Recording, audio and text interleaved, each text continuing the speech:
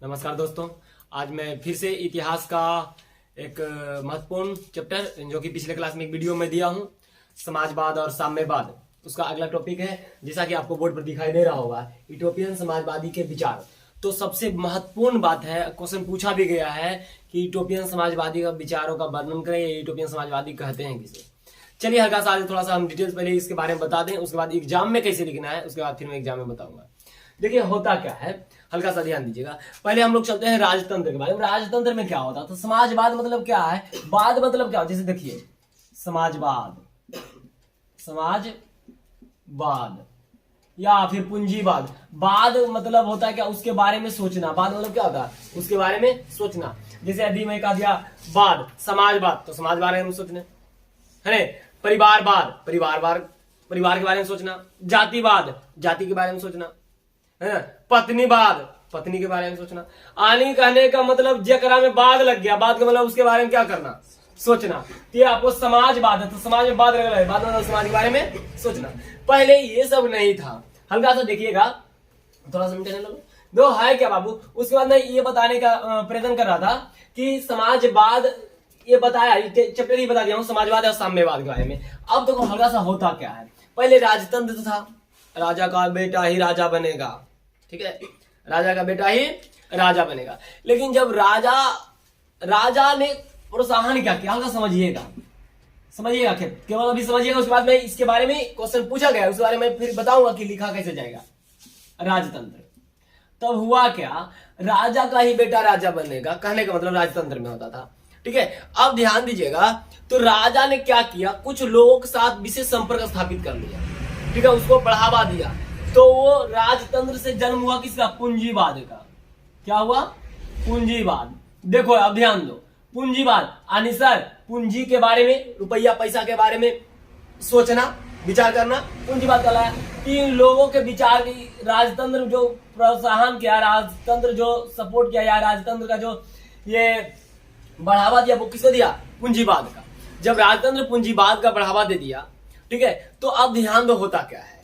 जब पूंजीवाद का उदय हो गया, जैसा कि मैं पहले बता दिया बाद का मतलब क्या होता है, जब पूंजीवाद का उदय हो गया तो समाज दो वर्गों में बट गया, एक पूंजीवाद और एक जो गरीब मतलब शिक्षित लोग, गरीब लोग, मजदूर लोग, किसान लोग, वो सब आए। तो वो सब एक वो वर्ग हो गया जरा पास रुपया पैसा थोड़ा सा कम था, पूंजी कम था, ठीक है, वो उसका नाम पड़ा सर्वहारा वर्ग। क्या पड़ा, सर्वहारा। अब ध्यान दीजिएगा, मैं समझाऊंगा। सर्वहारा का मतलब हुआ जो सभी जगह से हारा, सर्व मतलब सही जगह, हारा, सर्वहारा सभी जगह से हारा। तो होता क्या था, जैसे सर्वहारा वर्ग का उत्पत्ति कैसे हुआ, तो आपको समझ में आ गया होगा। तो सर्वहारा वर्ग क्या हुआ कि ये सभी जगह से हारा। यदि उसमें पूंजीपति लोग मिल में काम करने, कल कारखाने में काम करवाता था, तो जहां 18 घंटा काम, 12 घंटा काम, वहां 18 घंटा करवाता, 4 करवाता था, ठीक है। नहीं करेगा करना पड़ेगा, आदि आज जितना मन होगा उसका पैसा देने के उतना ही देगा, ठीक है। गया तुम थाना में गया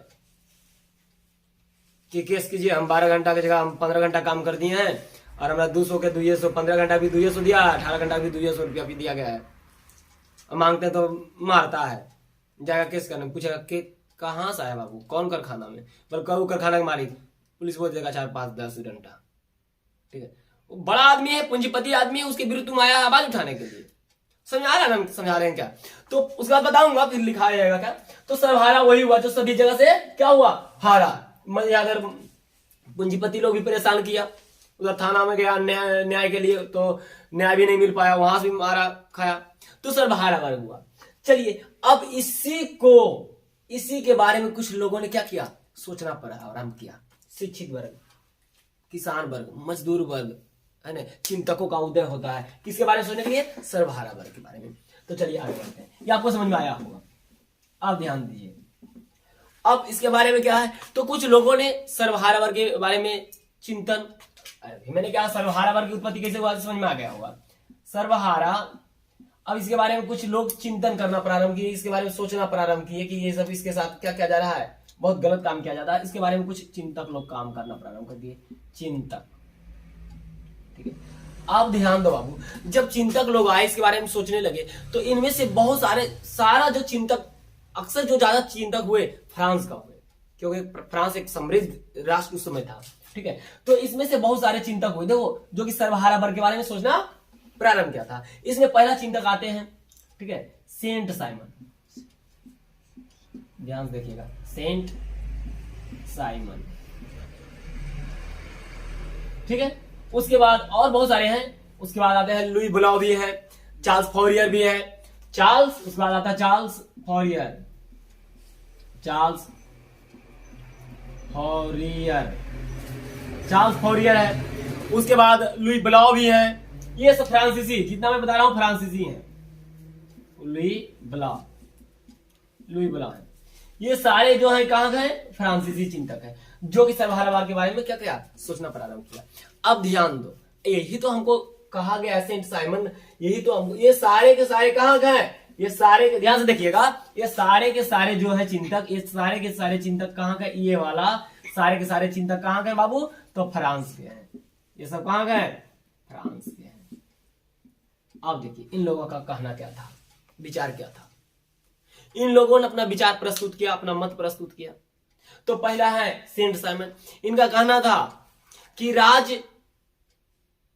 एवं जो सरकार है, ठीक है, को इस ढंग से, राज एवं समाज को इस ढंग से संगठित करना चाहिए ताकि लोग, मैंने क्या कहा, इसका कहना था सेंट साइमन का कि राज एवं समाज आपस में संतुलित बनाए, इस ढंग से संगठित हो जाए कि आपस में लड़ाई झगड़ा नहीं करे, बल्कि प्रकृति तो बहुत चीज दिया है उसका दोहन करे, आपस में लड़ाई झगड़ा ना करे, मिलजुल कर काम करे। प्रकृति बहुत चीज दिया है ना, प्रकृति बहुत चीज दिया है, उसका दोहन करें। समझ आया इनका क्या कथन था सेंट साइमन का। आप फिर बताऊंगा लिखने के लिए। इनका क्या कहना था कि राज और क्या करे, राज और समाज आपस में क्या हो, संगठित होकर काम करे, एक दूसरे का शोषण ना करे। अरे राज ने शोषण कर रहा था समाज का, ये तब नहीं ये सब हरा वर्ग बना। राज और समाज क्या करे, एक दूसरे को, मतलब एक दूसरे से संगठित होकर राज और समाज को इस तरह से संगठित करना चाहिए या होना चाहिए ताकि एक दूसरे को शोषण ना करे, एक दूसरे से लड़ाई नहीं करे, बल्कि आपस में मिलजुल कर, प्रकृति बहुत चीज दिया है उसका क्या करे, दोहन करे। अरे प्रकृति बहुत चीज दिया, लकड़ी दिया है तो लकड़ी का सब मिलकर दोहन करे, है ना, कोयला दिया है, लोहा दिया है, तो जो भी है सब मिलकर दोहन करे, लड़ाई झगड़ा ना करे। इनका कहना था, किसका, सेंट साइमन का। उसी तरह से चार्ल्स फॉरियर भी था, तो इस सबका कहना था कि समाज में बराबरी लाना, जैसा कि हम पहला इसके अगला वीडियो में बताया था। लुई ब्लाउ, चार्ल्स फॉरियर जो थे, उनका कहना था कि बड़े बड़े फैक्ट्री की स्थापना ही गलत है। बड़ा बड़ा फैक्ट्री जो बड़े बड़े शहरों में, इनका कहना था कि बड़े बड़े जो शहर है ना, बड़े बड़े शहरों में, ध्यान दीजिएगा, बड़े बड़े शहरों में फैक्ट्री स्थापना ही गलत है। बड़ा बड़ा शहर में फैक्ट्री स्थापित हो जाता है, जिसके कारण क्या होता है कि लोग शोषित होते हैं।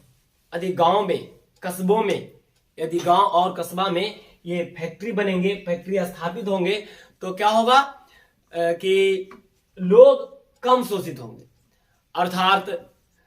अर्थात ये सारे ये गलत है, इनका मानना था। देखिए फिर से समझिए, मैं एक करके बता रहा हूं, ठीक है, अच्छा बता देंगे।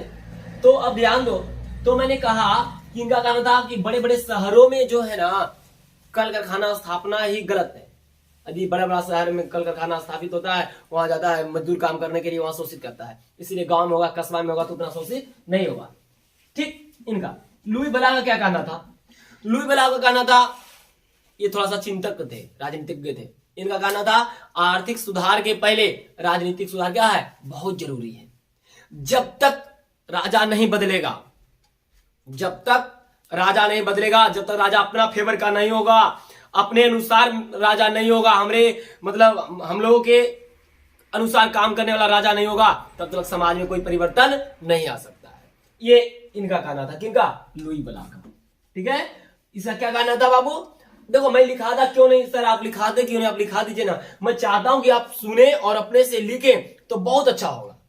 ठीक है, इनका क्या कहना था, ये मैंने क्या कहा, लुई ब्लाउ राजनीतिज्ञ थे, है ना, राजनीति के बारे में जानते थे। इनका कहना था कि यदि समाज में परिवर्तन, समाज में बराबरी लाना है तो सबसे पहले क्या करना होगा, सबसे पहले राजा को ही हटा देना होगा, राजा को समाप्त कर देना होगा, राजा को बदल देना होगा।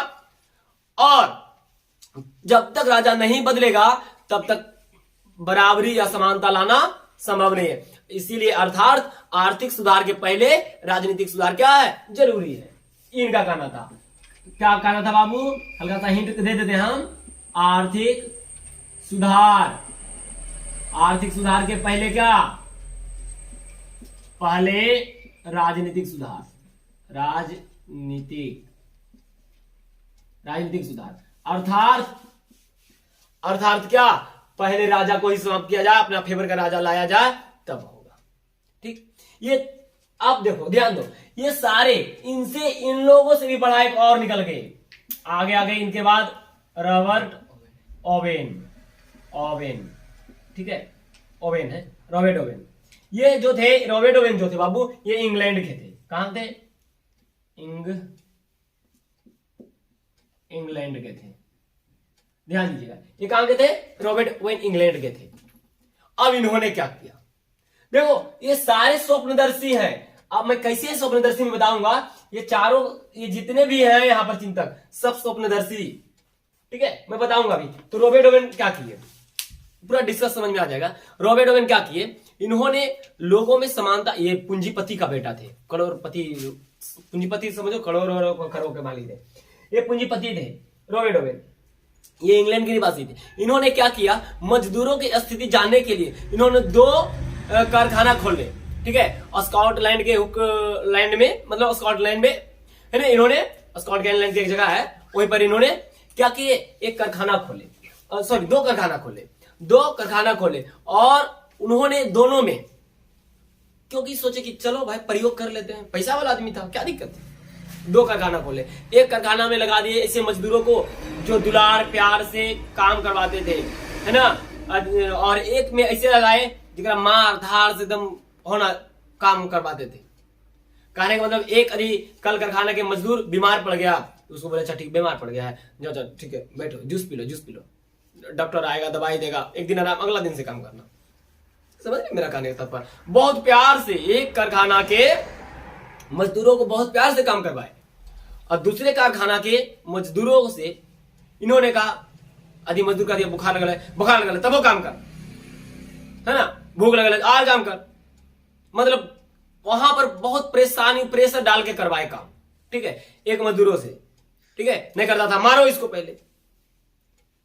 जब 1 साल के बाद रिजल्ट आया तो देखे कि जिसमें मार धाड़ दबाव से काम करवाया जाता था, उससे कहीं अच्छा परिणाम, अर्थात परिणाम क्या हो सकता है, आमदनी है ना, मुनाफा आया।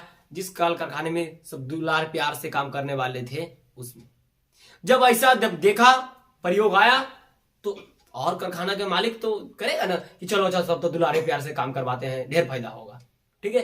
तो उन्होंने बहुत सारे कारखाने के लोग सब दुलार प्यार से काम करवाने लगे मजदूरों से, है ना। तो पता चला 1 साल के बाद सब मजदूर वैसे हो गया, अरे जब दुलार प्यार से काम में करवाता है, क्या दिक्कत है, झूठे बोल दिया कि हमारा बुखार लगल, अच्छा एक साल बैठ जाओ, एक दिन बैठ जाओ, पेट दर्द करा, ठीक है बैठ जाओ, 1 घंटा बाद करना, और झूठे सब करने लगे, फैक्ट्री बैठेगा कि नहीं बाबू, सांप हो जाएगा। और परिणाम निकला क्या, चौपट हो गया परिणाम 1 साल के बाद, ठीक है। तो ये क्या हुआ, तब वहां के लोगों ने इनको क्या कहा, अरे एक बात पर मत रहना, रॉबर्ट ओवेन बात पर मत रहना, ये देखता कहता की है ना, और करता है कि कहा की और हो गया की, तो गड़बड़ा गया। तो ये लोग कहलाए स्वप्नदर्शी, ये लोग क्या कहलाए, स्वप्नदर्शी, स्वप्न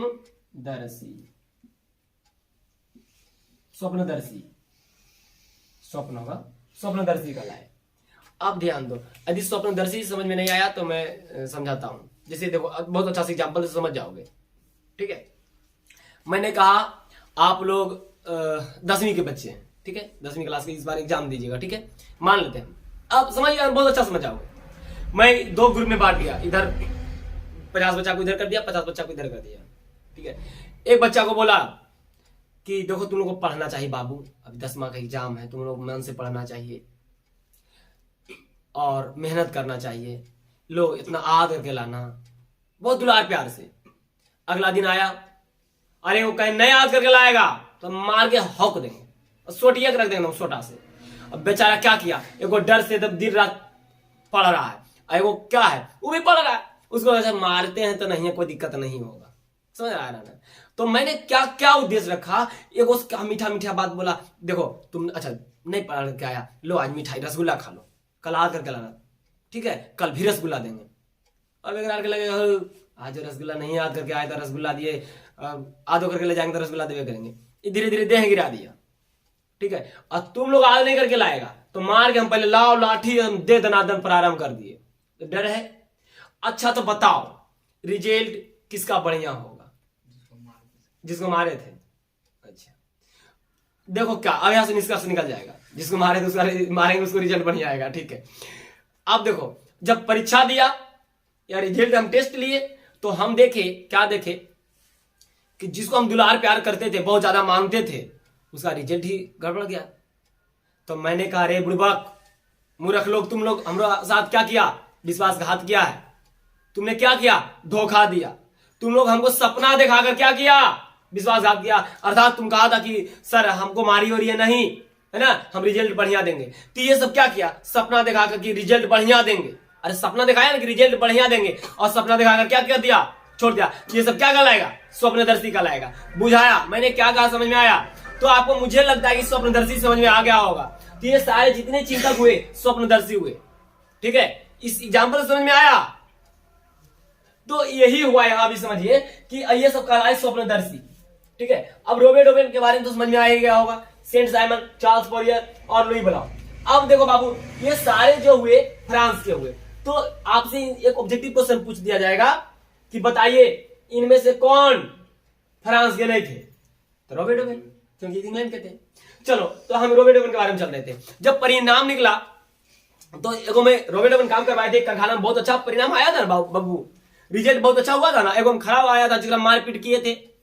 तो इन्होंने उसी समय एक नारा दिया कि संतुष्ट श्रमिक ही वास्तविक श्रमिक है, ठीक है। संतुष्ट श्रमिक क्या है, वास्तविक श्रमिक है।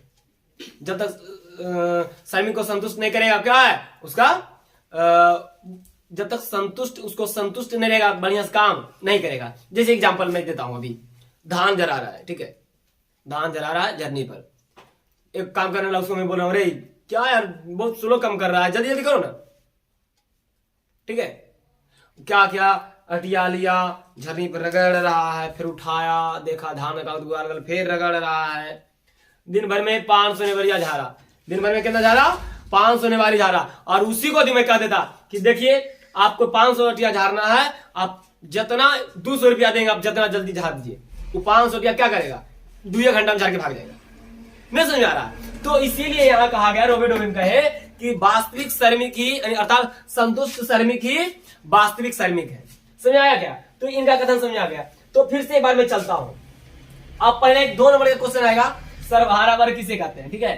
तो लिखिएगा समाज का वैसा वर्ग जिसमें आम जनता, किसान, मजदूर, शिक्षित लोग ये सब आते हैं, वो वर्ग क्या कहलाया, सर्वहारा वर्ग। उसके बाद आएगा यही क्वेश्चन, यूटोपियन समाजवादी विचारों का वर्णन करें। तो आपको समझ में आया ये सारे सब क्या हुए, यूटोपियन। यूटोपियन का मतलब क्या होता है, स्वप्नदर्शी। यूटोपियन का मतलब क्या होता है, देखो यहां मैं लिखा हूं, यूटोपियन का मतलब क्या होता है, स्वप्नदर्शी। तो सब सपना दिखा क्या किया, छोड़ दिया, कह दिया इसे होगा लेकिन उसे हुआ नहीं, ठीक है। जैसा कि स्वप्नदर्शी में अच्छा से एग्जांपल, यूटोपियन का मैं अच्छा से एग्जांपल दे दिया।